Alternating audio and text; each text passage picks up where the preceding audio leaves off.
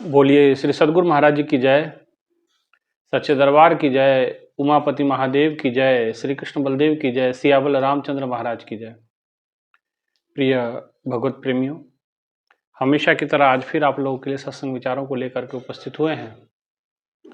प्रभु की बड़ी विशेष कृपा अनुकंपा से आप तक नियमित सत्संग विचारों को लेकर के पहुंचा जाता है, जिसके माध्यम से आप तक अनेकों ही विचार, अनेकों ही सत्संग विचार जो आपके जीवन में बड़ा महत्व रखते हैं और इस भक्ति के पथ पे आपको आगे बढ़ाने में सहायक है, और ऐसे विचार जो आपको ईश्वर के नज़दीक ले जाते हो, आपके भीतर की बुराइयों को दूर करते हो। इसलिए संतों ने बड़ा सुंदर कहा कि सत्संग कहते काक होय सो पको मुराला, और इस सत्संग का प्रभाव उन्होंने बताया कि कौवे की जो प्रवृत्ति वाले व्यक्ति हैं वो भी कोयल की तरह बोलने लग जाते हैं। ये सत्संग का प्रभाव है, और इसके प्रभाव में जो कोई भी आ जाता है वो निश्चित ही ईश्वर के नज़दीक उनके संपर्क में पहुंच जाता है। भगवान शिव माता पार्वती को कहते हैं, गिरजा संत समागम सम न लाभ कछुआन, कि संतों के समागम सा इस धरती धरा पे लाभ कोई दूसरा और नहीं है। इसलिए ऐसे लाभ का क्या ही कहना, ऐसे लाभ आप नियमित उठाते हैं। इस लाभ की कोई गणना उन्होंने बताई नहीं। एक जगह और रामचरितमानस में आता है कि एक तरफ सारे बैकुंठ के सुख रख दिए जाएं, संसार के सारे धन संपत्ति रख दी जाए, धन वैभव रख दिया जाए, सकून रख दिया जाए, सारा कुछ रख दिया जाए, और कहते फिर भी कहते तुलना न ताहे न तुल सके जो सुख लव सत्संग, तब भी वो सुख की कामना नहीं की जा सकती या उसका तुलना नहीं हो सकता जो सुख लव सत्संग, कि जो सत्संग से सुख मिलता है ना। लेकिन ये उन्हीं को मिलता है जिन लोगों के मन में ईश्वर का वास है, जिनके हृदय में ईश्वर ने निवास कर लिया है, और जो सच में ईश्वर के प्रति अपना जिज्ञासु हैं, जो ईश्वर के प्रति अपार श्रद्धा प्रेम रखते हैं। क्योंकि महापुरुषों ने कहा, जिन्हें प्रेम कियो तिन ही प्रपाए, जिन्होंने प्रेम किया वही इस मार्ग को समझ पाते हैं, वही प्रभु तक पहुंच पाते हैं। ज्ञान बहुत सारे लोग लेते हैं, लेकिन किसी का दीक्षा लेने का मतलब ईश्वर की प्राप्ति नहीं होता। हर एक भक्त जिज्ञासु नहीं होता, और हर एक भक्त श्रद्धावान नहीं होता, और हर श्रद्धावान भक्त प्रभु का कृपा पात्र नहीं बन पाता। ज्ञान बहुत सारे लोग लेते हैं, लेकिन ज्ञान लेने के पीछे भी उनका कोई और मकसद होता है। कई लोग तो इस दीक्षा को परखने हेतु लेते हैं कि चलिए चलते हैं, देखते हैं क्या ही मिलता है, क्या ही ईश्वर की प्राप्ति होती है, क्या ही ईश्वर को कैसे होता है, क्या नहीं। वो कुछ लोग इसी में लगे रहते हैं। कुछ दीक्षा लोग लेते हैं कि चलिए मैं दीक्षा लूँगा, फलाने ने दीक्षा ली, उसके घर के काम सारे बन गए, उनके घर की व्यवस्था अच्छी हो गई, फलाने के घर में गरीबी थी, अमीरी हो गई, तो देखा सीखी कुछ इस प्रकार से किसी मनोकामना को लेते हुए ज्ञान दीक्षा को प्राप्त करते हैं। और कभी कोई और सांसारिक के पद प्रतिष्ठा की मनोकामना लेके ज्ञान को लेते हैं। कोई सांसारिक वस्तुओं की प्राप्ति है तो ज्ञान की प्राप्ति करते हैं, दीक्षा की प्राप्ति करती है, नामदान की प्राप्ति करते हैं। लेकिन भाइयों बहनों, एक सच्चे जिज्ञासु होते हैं जो केवल और केवल आत्म कल्याण हेतु, ईश्वर के इस मार्ग पे चलने के लिए, ईश्वर की प्राप्ति हेतु जो उस दीक्षा को प्राप्त करते हैं। जो सच्चे जिज्ञासु होते हैं वही लोग इस भक्ति के पथ पे आगे तक पहुंच पाते हैं, आगे तक बढ़ पाते हैं। कुछ लोग कुछ दूर तक जाते हैं और उनका स्वार्थ पूरा हुआ तो वहाँ लोग छिटक जाते हैं। कुछ लोगों का स्वार्थ पूरा नहीं होता तो वो वहाँ से वो भी छिटकना शुरू हो जाते हैं, है ना। लेकिन जो सच्चे जिज्ञासु होते हैं उनके जीवन में अपार संघर्ष भी आता है। जो इस बात को समझते हैं कि नहीं, ये गुरु का जो ज्ञान है ये बिल्कुल सही है, और ये भक्ति का पथ है, ये वही पथ है जिस पथ पे सारे संत महापुरुष होके गुजरे। महाजनो येन गतः पंथा नान्य पंथा विदित्यानाय, इसके अलावा कोई और मार्ग नहीं है, कोई और रास्ता नहीं है। इस रास्ते से भटक जाने के बाद पुनः वापस इसी रास्ते पे आना पड़ेगा। जैसे एक जहाज के, पानी वाले जहाज पे, समुद्री जहाज पे एक पक्षी बैठा हुआ है और उड़ करके उस पर से गुजर जाता है, उड़ जाता है। जब दूर दूर तक उड़ के जाता है, देखता है किनारा नहीं मिल रहा कहीं भी, तो वो वापस अपने जहाज पे मुड़ के आ जाता है। ऐसे ही वो सच्चे जिज्ञासु लोग होते हैं, वापस आपको इसी रास्ते पे लौटना पड़ता है, वापस आ जाना पड़ता है। इसलिए भाइयों बहनों, इस मार्ग पे बढ़ने के अलावा आपके पास कोई पर्याय नहीं है। ये मार्ग ही है जो आपको आत्मकल्याण आपका कर सकता है। ये प्रभु का, गुरु का दिया हुआ ज्ञान ही, ब्रह्म ज्ञान ही है जो आपको आत्मकल्याण की सीढ़ी को चढ़ा सकता है। अन्यथा किसी मनोकामना को लेकर के आप ज्ञान की प्राप्ति करेंगे तो इस ज्ञान के मार्ग पे ज़्यादा समय तक चलेंगे नहीं, है ना। इसलिए हमें चाहिए कि हमें सारे विचारों का त्याग करके, सभी मनोकामनाओं का त्याग करके एक ईश्वर के प्राप्ति हेतु और उसकी परम अवस्था को प्राप्त करने हेतु भक्ति साधना करें। भगवान कृष्ण अर्जुन को कहते हैं कि अर्जुन, सर्वधर्मानि परित्यज्य मामेकम शरणम व्रज, कि सभी धर्मों को त्याग करके, यहाँ सब धर्मों का मतलब है कि धर्म के नाम पे जो हम धारणाएं बना के रखते हैं। कई धारणाएं ऐसी होती हैं, अब धारणाओं में कुछ धारणाएं ऐसी हैं, जैसे कई लोग व्रत रखते हैं, उपवास रखते हैं, ठीक है, रखें, रखना चाहिए, लेकिन व्रत उपवास का मकसद ईश्वर की प्राप्ति नहीं हो पाता। व्रत रखते हैं कि भाई चलिए भूखे रहेंगे, तो भूखे रहने से भगवान नहीं मिलते।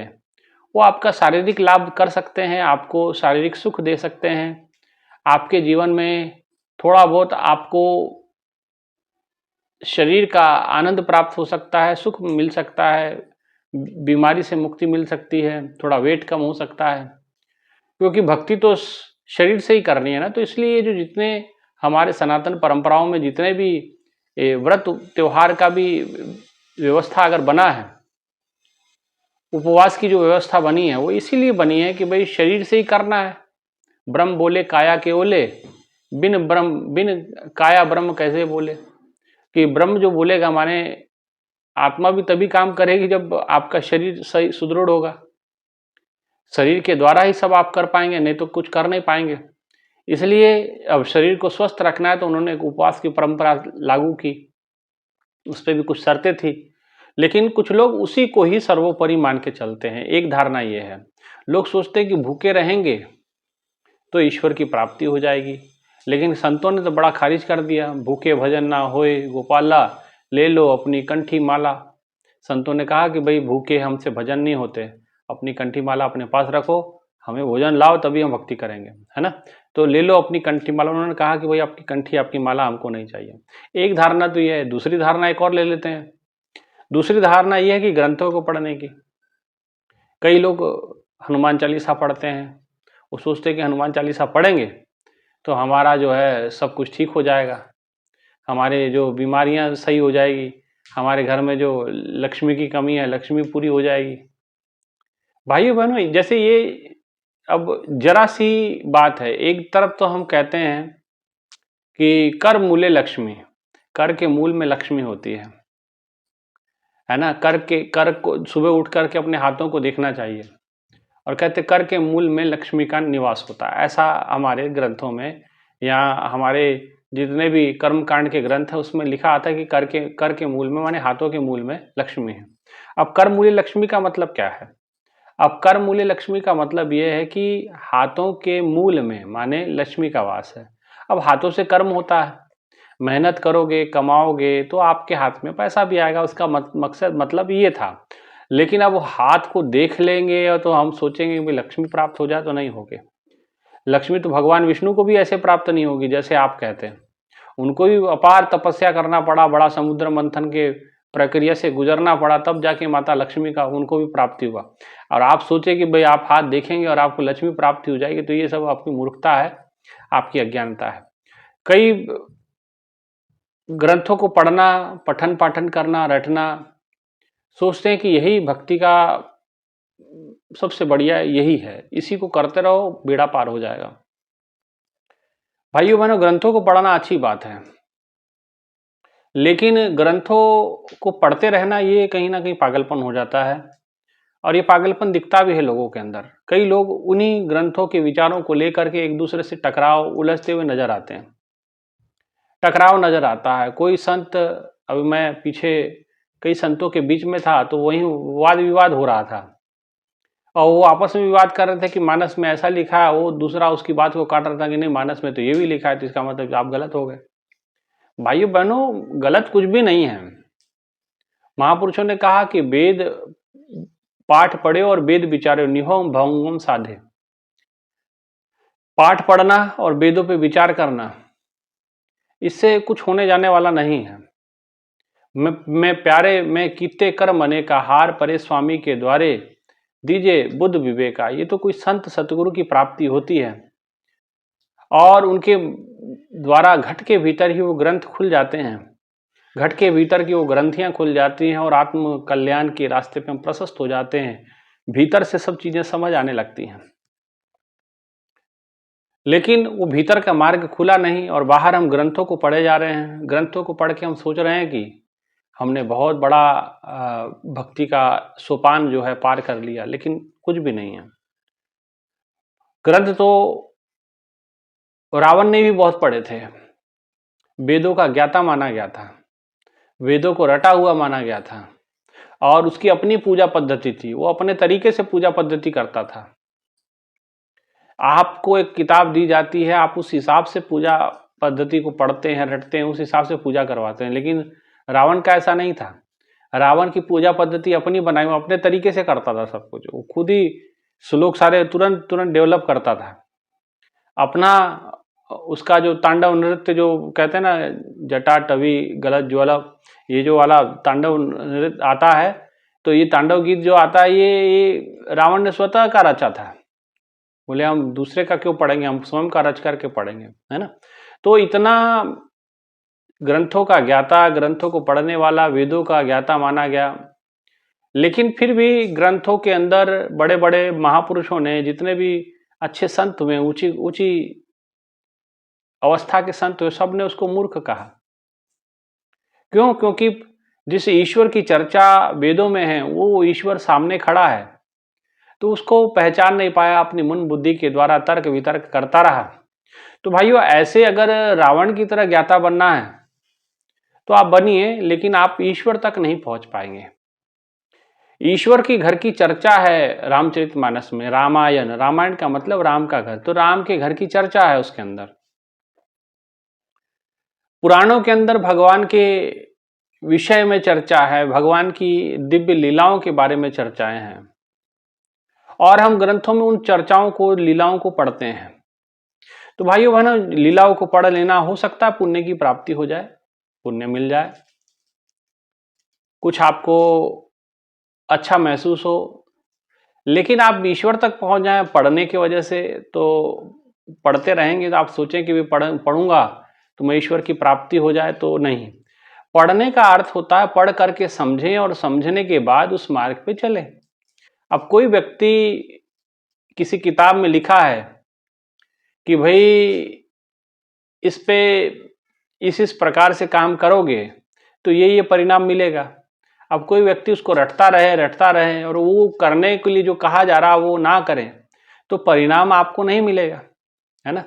उसमें लिखा कुछ और है और हम समझ भी नहीं पा रहे। पहली बात तो ग्रंथों को मैंने पढ़ने वाले देखा, वो अर्थ का अनर्थ बहुत ज्यादा करते हैं, कुछ का कुछ अर्थ बता देते हैं, उसका अर्थ कुछ और है और समाज को बता कुछ और रहे हैं, है ना। तो ऐसे बहुत सारे लोगों से हमारा वास्ता पड़ता है। तो आपको कहना मैं ये बताना चाहता हूं कि भाई पढ़ते रहने से भी बात बनने वाली नहीं है। गुरुवाणी का बहुत लोग पठन पाठन करते हैं, पाठ पढ़ते हैं, पढ़ते रहो, पढ़ना अच्छी बात है, लेकिन पढ़ने से आपको अकाल पुरुष या परमात्मा की प्राप्ति नहीं होगी। ये बात हमेशा दिमाग में रखिए। पढ़ने से ना गुरु नानक देव जी को परमात्मा की प्राप्ति हुई, ना 10 पीढ़ियों को, 10 गुरु साहिबानों को हुई, ना उनके संतों भक्तों को हुई, है ना। तो परमात्मा को प्राप्त करने का जो तरीका है कुछ और है, लेकिन हम क्या कर लिए कि वो जो ग्रंथ बताए गए, जो भी हमने, चाहे वेद है, चाहे उपनिषद है, चाहे चाहे ग्रंथ हैं, चाहे भजन सागर हैं, चाहे भक्ति मालाओं की तमाम भक्ति कविताएं हमने रट ली, और इसका उपयोग हम अपने आप को विद्वान साबित करने में इस्तेमाल करते हैं। ग्रंथों का काम सर्वधर्म ग्रंथ प्रयोजनम केवलम ईश्वर दर्शनम। सभी धर्म ग्रंथों का प्रयोजन यही था कि आपको ईश्वर के दर्शन तक पहुंचाए, लेकिन आप ईश्वर दर्शन तक तो नहीं पहुंचे। ईश्वर के दर्शनों तक तो क्या पहुंचना, हम वो ग्रंथों के माध्यम से हम वाद विवाद का कारण बन गए, और हमने उस वाद विवाद को जन्म दिया। कोई कुछ और तरीके से उसको पढ़ता है, कोई एक ही ग्रंथ को पढ़ने वाले के लोगों के मन मत नहीं मिलते हैं, कोई एक कुछ और कहता है तो एक और कुछ कहता है ना। और सबसे बड़ी बात, जो ईश्वर तक पहुंचना चाहिए था वहां नहीं पहुंचे, पढ़ते रहे, वेदों का ज्ञाता रहा रावण, लेकिन ईश्वर तक नहीं पहुंचा। उल्टा ईश्वर को बैरी बना लिया, ईश्वर को भला बुरा कहने लगा, ईश्वर के भेजे हुए दूतों का अपमान करने लगा। हनुमान जैसे महापुरुष का उसने अपमान किया, उनकी पूंछ पे आग लगाई, और विभीषण जैसे भक्त का अपमान करता रहा सारी जिंदगी, लात मार करके उसको घर से, भक्ति करने वाले को पसंद तक नहीं करता था। तो फिर उसको, अब कई लोग उसको भी भक्त मानते हैं, भाई वो भी बहुत बड़ा भक्त था, भाई मानते रहो आप, लेकिन रावण कोई भक्त वक्त नहीं था, है ना। रावण भक्त था तो फिर उसकी ऐसी स्थिति नहीं होती। भक्त कोई किसी की स्त्री का हरण नहीं करता है ना, वो भी भगवान राम के। जहाँ भक्त तो उस समय बहुत सारे थे, वशिष्ठ मुनि जी थे संत, दुर्वासा ऋषि जी थे, गौतम ऋषि जी थे, तमाम, और माता अनुसुईया थी, अत्रि ऋषि थे, तमाम, ये भी तो संत थे ना, ये भी तो ईश्वर को मानने वाले लोग थे, ईश्वर को जानने वाले लोग थे। इन्होंने भगवान के साथ कैसा व्यवहार किया। और रावण जो उदंड व्यक्ति था, अनाचारी था, अत्याचारी था, जिसको मर्जी उठा के मार देता था, जो मर्जी स्त्री पसंद आ जाए उसे उठा के ले जाता था। और हम सब पढ़े लिखे लोग आजकल जितने भी कॉरपोरेटिव जगत में लोग हैं, वो सब कहते हैं कि बड़ा विद्वान था। तो ऐसी विद्वता आप ही को मंजूर हो, आप ही लोगों को स्वीकार हो, है ना। हम उसको कोई विद्वान नहीं मानते, ना उसको कोई हम भक्त मानते हैं, ठीक है। इसलिए ऐसे विद्वान बने हुए आज के समय में, रावण की तरह विद्वान बने हुए हैं। तो ऐसे विद्वानों की कोई कमी नहीं है भाइयों बहनों। ग्रंथों का जो मूल है वो समझो। ग्रंथों के मूल में केवल और केवल ईश्वर के बारे में चर्चा है, राम के घर के बारे में चर्चा है। राम जी कैसे प्राप्त होंगे उसका पता, एड्रेस उन्होंने बताया। ग्रंथों में बताया गया, कर्पूर गौरम करुणावतारम संसार सारम भुजगेंद्र हारम सदा वसंतम हृदयारविंदे भवम भवानी सहितम नवानी, कि मैं कपूर के समान गौर वर्ण का हूँ, सदा वसंतम हृदयारविंदे, सदा मैं आपके हृदय में निवास करता हूँ, हृदय में रहता हूँ।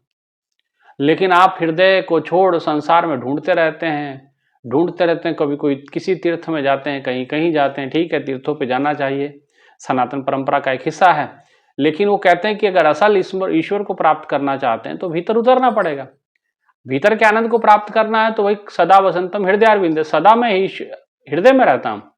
और हृदय के छोड़ हम बाहर दुनिया में घूमते हैं, टहलते रहते हैं, है ना। सदा वसंतम हृदयारविंदे भवम भवानी सहित, माँ भवानी सहित आपको मैं आपके हृदय में प्राप्त हो जाऊंगा, आपके अपने हृदय में बैठा हुआ, है ना।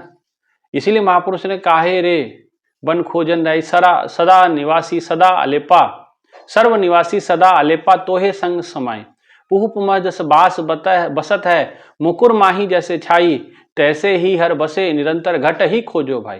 गुरबानी में मैं क्या था, काहे रे बन खोजन जाए, क्यों बन खोजने जा रहे हो, वन में नहीं प्राप्त होगा। काहे रे बन खोजन जाई, सर्व निवासी सदा अलेपा, जो सर्व निवासी माने हरि व्यापक सर्वत्र समाना, सर्व निवासी सदा निवासी, सर्व जगह पे रहने वाला, सदा निवास करने वाला, तोहे संग समाई, तेरे भीतर बैठा हुआ। पुहुप में जैसे बास बसत है, जैसे पुष्प है, पुष्प के अंदर बास बसा हुआ है, उसके सुगंध उसके भीतर बैठी हुई है। मुकुर माही जैसे छाई, जैसे एक आईने के अंदर आपकी परिछाई है, तो आईने के बाहर नहीं, वो भीतर है। तैसे ही हर बसे निरंतर घट ही खोजो भाई। घट में खोजने की बात क्यों, वो खोजो, आपको घट के भीतर खोजने के लिए कहा गया। धार्मिक ग्रंथ को भी हम सोचे कि हम पढ़े लिखे बहुत पढ़ लें, रटते रहें, कई लोग रामचरितमानस रटते हैं, कई गुरु ग्रंथ साहब रटा हुआ होता है, लेकिन वो जो रटा हुआ है उसको कभी समझने का प्रयास नहीं करते हैं। वो कहते हैं कि संतन संग लागा मीठा, नाम प्रभु का लागा मीठा, कि संतों का संग करोगे तो मेरे को नाम प्रभु का मीठा लगने लगा।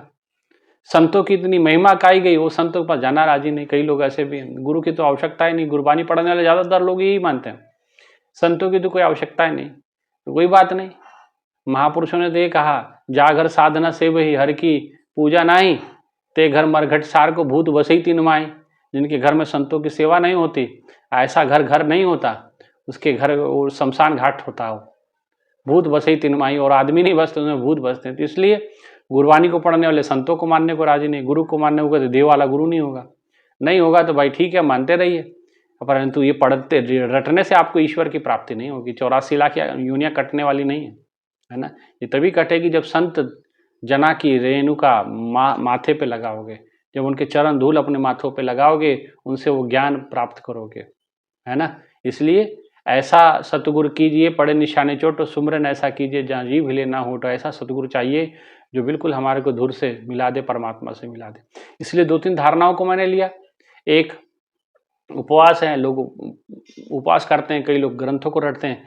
ये दोनों ही चीज़ों से भगवान की प्राप्ति का कोई लेना देना नहीं है। हाँ, पढ़ सकते हैं, समझ सकते हैं चीज़ों को, शरीर को फिट रख सकते हैं, लेकिन ईश्वर तक नहीं पहुंच सकते। ईश्वर तक कैसे पहुंचोगे? ईश्वर तक पहुंचने के लिए संत सहज सुखदाता जो मुझे मार्ग दे बताए।